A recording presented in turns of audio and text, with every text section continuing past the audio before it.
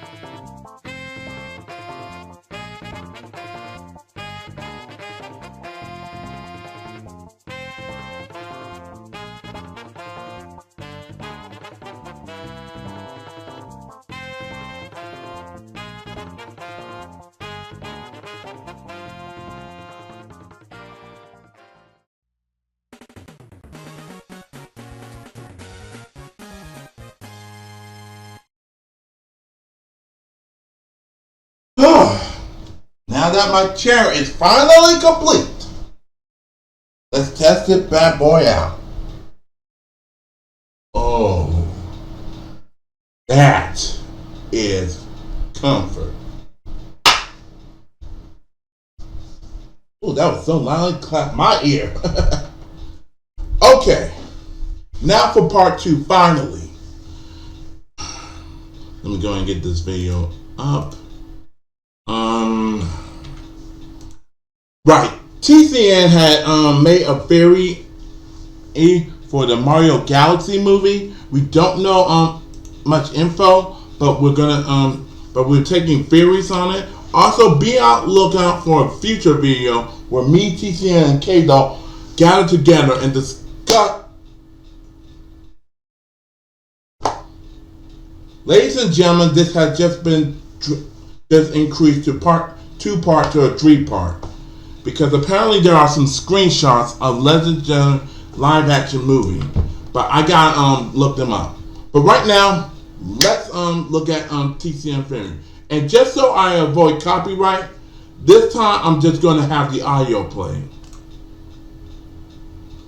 So let's listen. Is Fury Bowser the final boss in the Super Mario Galaxy movie? If you watched my last Mario Galaxy movie theory, you'll know I talked about Daisy's appearance and role in the movie as well as Rosalina's home. Now it's time for a new theory, and this time we're focusing on Bowser. I believe Fury Bowser will be the final boss of the movie, and here's why. It all comes down to this brush. This brush is the key. If we look at this scene, Bowser Jr. uses this brush to transform himself into his Wonder form. I think most people, including me, expected him to use the brush that he stole from Professor Egad, or just use his assortment of giant weapons like the Boomsday machine. But this brush is different. It feels more chaotic and dangerous. From what I've seen, most people think it isn't the same brush that Egad created, but I think it could be. The real question is, what is this brush? And how did Bowser Jr. get his hands on it? I have a theory. In the concept art for the last movie, we saw that Bowser was originally going to ask Peach to the prom, but she rejected him and he was made fun of by the whole school. I believe the school element is still important, but not for Bowser and Peach. Instead, I think we'll either be shown or at least hear a mention of 2 students who attended this school long before the time of Mario, Luigi, Peach, or Bowser. One student was of science, one student was of magic. I'm talking about Egad and Kamek. I believe these 2 characters studied side by side at some point long ago. It fits a classic dynamic. One student devoted to making... Whoa! I need to pause that. Let's rewind and hear that again. I'm talking about Egad and Kamek. I believe these 2 characters studied side by side at... Oh my God! It all makes sense. It all makes...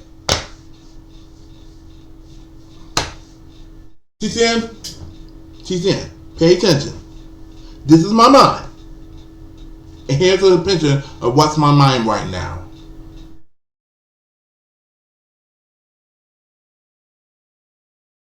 Good Lord, TCN, you're digging deep.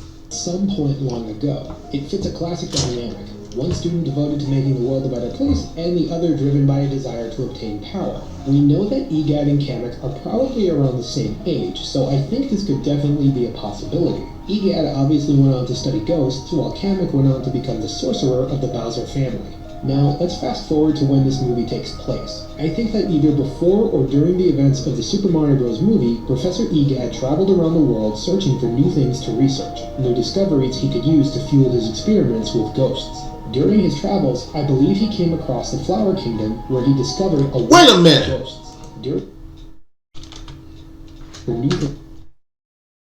Okay. Research, new discoveries he could use to fuel his experiments with ghosts. During his travels, I believe he came across the Flower Kingdom, where he discovered a Wonder Flower. Fascinated by its power, he began studying and experimenting with it. Eventually, he began creating a powerful paintbrush capable of producing its own special energized paint, and he attempted to infuse the Wonder Flower's power into the paintbrush. But the energy became quickly unstable and dangerous. When some of the paint got on one of his experiments, it transformed into something chaotic and uncontrollable.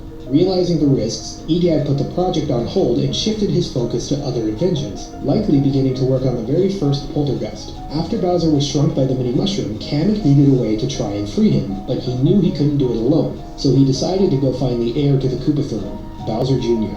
Now, there was no mention of Bowser Jr. in the first movie, so we have no idea where he was. But if I had to guess, Bowser Jr. was likely hidden away in a secret Koopa location, being trained or protected while Bowser focused on invading the Mushroom Kingdom. This keeps him safe, explains his absence, and makes his eventual return as a powerful force logical. After Kamek reunites with Bowser Jr., they talk about needing weapons to take down the Mario Brothers. The weapons that the Koopas make are powerful, but not enough for the Mario Bros. They need something more dangerous and chaotic. That's when Kamek remembers his former college mate, EGAD. They find his laboratory and try to force EGAD to make weapons for the Koopas. EGAD obviously refuses because he won't have his inventions used for evil. While ransacking the lab, Bowser Jr. discovers the brush and decides to test it. Cosmic pain spreads over him and he transforms into his Wonder form. Feeling an incredible rush of power, they realize the brush will be the perfect weapon. Bowser Jr. customizes it, replacing EGAD's logo with his own. Then they take both the brush and EGAD hostage.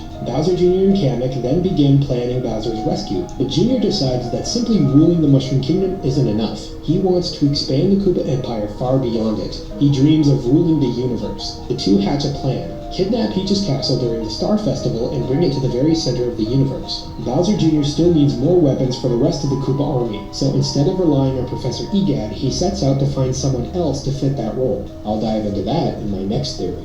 Bowser Jr. and Kamek put their plan into action, launching an airship armada and even a UFO, which I believe Bowser Jr. is piloting in this scene. After kidnapping the castle, Bowser Jr. storms inside using his Koopa Clown car and EGAD's brush in hand. He faces off against the Mario Brothers and defeats them with ease, knocking them back down to the Mushroom Kingdom. After their loss, Bowser and Bowser Jr. finally reunite. Since Bowser is still shrunken, they need to hurt him to make him go back to normal. Kamek immediately jumps at the opportunity and smacks Bowser. Although they could just give him a super mushroom or use Kamek's magic, this is funnier. Once Bowser returns to his normal size, Jr. reveals his plan to his father. Bowser is incredibly proud of his son, and he loves the idea of universal domination. Now, after Jr. rescues Bowser, I'm not exactly sure what would happen next. I do not believe we will see Bowser being held captive for very long. After the rescue, I think the movie would shift its focus toward the other characters. Perhaps while Mario and Luigi are on their way to Tostarena, they stumble upon Professor EGAD's abandoned lab. There, they find his notes and research uncovering the truth about the brush and possibly a way to stop it. Realizing the danger, they know they need to get this information to the princess as soon as possible. Fast forward to near the end of the movie, during the final battle against Bowser and Bowser Jr. Some of the cosmic paint either splashes onto Bowser by accident or Bowser intentionally paints himself. Either way, he transforms into Fury Bowser. Now, you're probably thinking, if the brush turned Bowser Jr. into Wonder Bowser Jr., shouldn't it turn Bowser into Wonder Bowser as well? If paint wasn't involved, then yes, Bowser transforming into the giant castle head would make perfect sense. But in my theory, EGAD accidentally created something far more powerful. The Wonder Flower is already reality warping, unpredictable, and chaotic. And the paint from Super Mario Sunshine is mysterious and incredibly potent on its own. When EGAD tried merging those two forces together, the mixture became unstable and dangerously transformative. Because of this fusion, the brush doesn't just alter appearances anymore. It brings out the strongest possible form of whoever uses it, and it reacts directly to their emotions. For Bowser Jr., that means becoming Wonder Bowser Jr., but for Bowser, the cosmic paint would merge with intense emotion, specifically rage. Bowser's fury acts like fuel. The reality-warping wonder energy amplifies it, and the corrupted sunshine paint stabilizes it just enough to create a new monstrous form. The result isn't the castle head, it's Fury Bowser, a transformation born from cosmic paint, Wonder Flower chaos, and Bowser's overwhelming rage, becoming his most powerful form ever. If you remember what happened in Bowser's Fury, Bowser Jr. painted Bowser's face while he was napping as a prank. The paint mixed with Bowser's rage, and that's what caused him to become Fury Bowser. Nintendo is trying to tell us that paint will be important in this movie. It seems to be Bowser's new hobby and is also Bowser Jr.'s weapon of choice. It even looks like he had a Bowser's Fury themed painting here. They're also trying to tell us Bowser still has anger issues. Once Bowser transformed, it becomes a final battle for the cosmos. Mario, Luigi, Yoshi, Rosalina, Peach, Toad, and Daisy all join forces to face the father and son duo for the fate of the universe. The fight is so destructive and chaotic that it ultimately requires the help of the Lumas. In a heartbreaking moment, the Lumas sacrifice themselves, restoring balance to the universe. Do I believe it will be a full universal reset like in the games? No. I think the Lumas will simply stop the calamity and everything will return to normal. After the universe is saved, the heroes find EGAD along with a few other prisoners who were captured. When EGAD returns to his lab, he tells Luigi that he'll keep in touch, hinting at a Luigi's Mansion movie down the line. Now, I know I just went over a lot, and you're probably thinking, what is this guy smoking and where can I get it?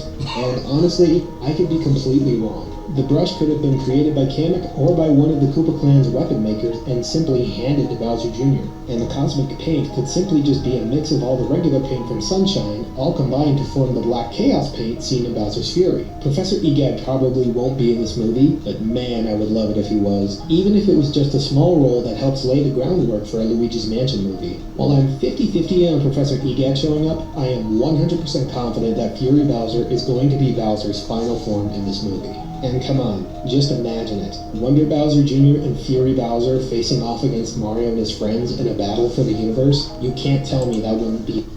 Nintendo, listen to TCN. Wonder Bowser and Bowser Fury. That is your new 3D game. Super Mario Brothers. The Wondrous Fury of Bowser. No. The Wondrous Fury of the Koopa Clan. No. The Wondrous Fury Koopas.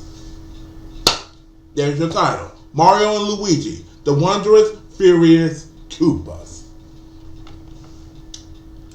Am I not wrong about this? Amazingly cinematic. But what do you think? Will the cosmic paint transform Bowser into Fury Bowser? Was the brush really created by Professor EGAD? Will the universe reset like the games? Or do you have another idea about how all of this could fit into the story? Let me know in the comments, and stay tuned, because I am nowhere near done with these theories. Thanks for watching, and I'll see you in the next video. Bye. Okay, that is a good theory. Like, that is really good. That is so many good things to come out from it. Like, I need to think about it. Maybe I don't think about what I'm eating, but that's a really good theory. And TCN, you just gave me an idea of a game they should make, where Mario and Luigi had to face off against Wonder Bowser Jr. and Fury Bowser. Mario and Luigi, the Wondrous Furious Battle. The Wondrous Fury Galactic Battle. Yes! Alright. This video has gone long enough. Hey, if you enjoy yourself, like, comment, subscribe, and click the bell to get notified, because I'm prepping up for chapter 3. And just in case you didn't miss the question, here's your chance to answer again.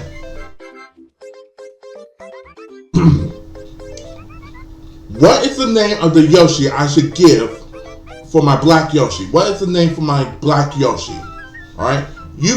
I want y'all to come up with a cool, funny name, okay? A cool, funny name. And based on them, I'll see which ones I like, and then I'll put it on the picker wheel, and then the wheel will decide it for us, okay? But hey, I hope y'all enjoyed my unboxing of the new chair and TCN's Theory reaction. But until then, guys, stay epic. But hey, I love y'all and stuff, and thank y'all for watching, and CNS95 signing out.